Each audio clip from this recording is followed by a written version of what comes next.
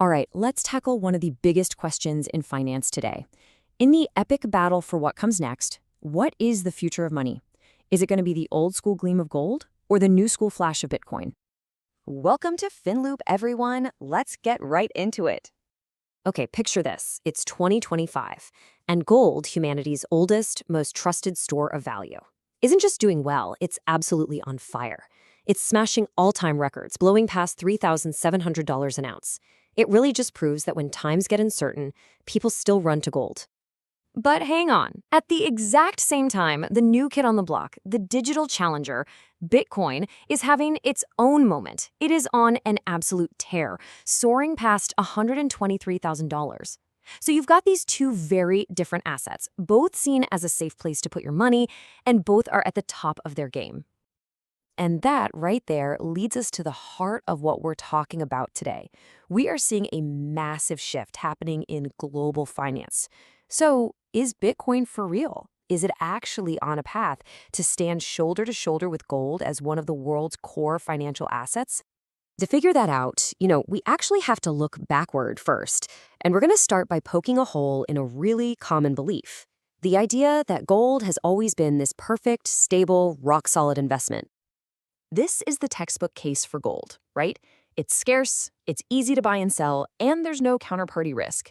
Now, that last part's a big deal. It just means its value doesn't depend on someone else's promise to make good on it. It's the ultimate safe haven.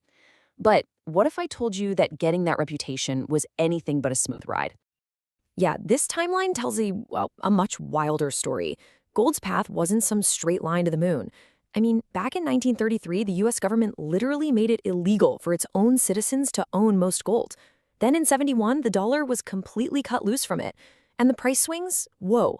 A jaw-dropping 1,300% surge, followed by a brutal 2-decade-long winter where it lost over 60%.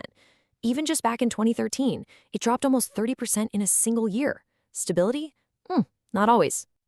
And get this, it wasn't just everyday people who had doubts. For nearly 40 years, the biggest players in the game, the world's central banks, were actually dumping gold. They were net sellers. It really wasn't until the chaos of the 2008 financial crisis that they did a complete 180 and started buying it up again. So, with that rocky history of gold fresh in our minds, let's turn our attention to Bitcoin. You might start to notice a few echoes. Does any of this sound familiar? You've got the incredible launch, then come the waves of skepticism, the regulatory battles, massive exchange collapses, and just these gut-wrenching price crashes. It rockets to almost $20,000 in 2017, then completely falls off a cliff, losing 80% of its value. It's almost a perfect mirror of the volatility gold had to go through to gain acceptance. And that brings us to the most important point of this comparison. When people point to Bitcoin's crazy price swings and call it a fatal flaw, they might just be missing the point.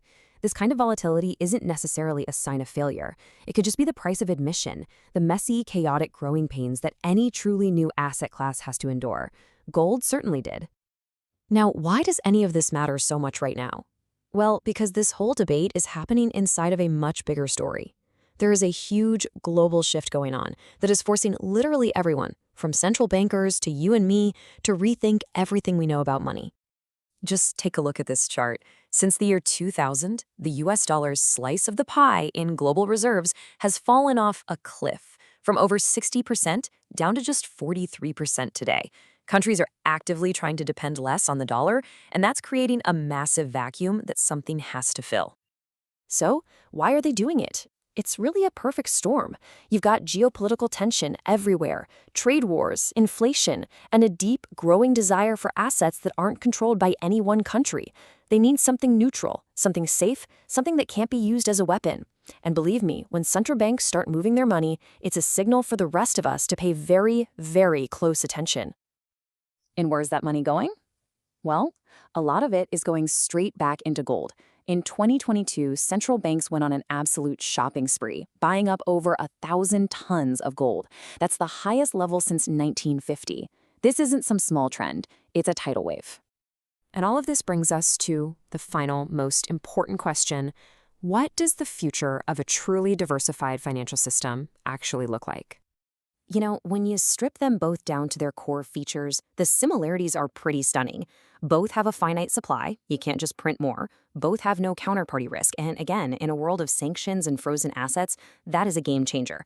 Both help you diversify away from the usual stocks and bonds. The biggest difference, really, is just storage. One is in a physical vault, the other is in a digital wallet. So the real takeaway here isn't that Bitcoin is coming to kill gold. The future probably isn't an either-or situation. It's way more likely that it's about coexistence. It's about building a stronger, more resilient portfolio for the future that has room for both the world's oldest store of value and its first truly digital one. Which leaves us with one last question for you to think about. As we head towards 2030, in a world that just seems to get more complicated every single day, which of these two assets do you think will be the better shield against all that uncertainty? The ancient or the digital?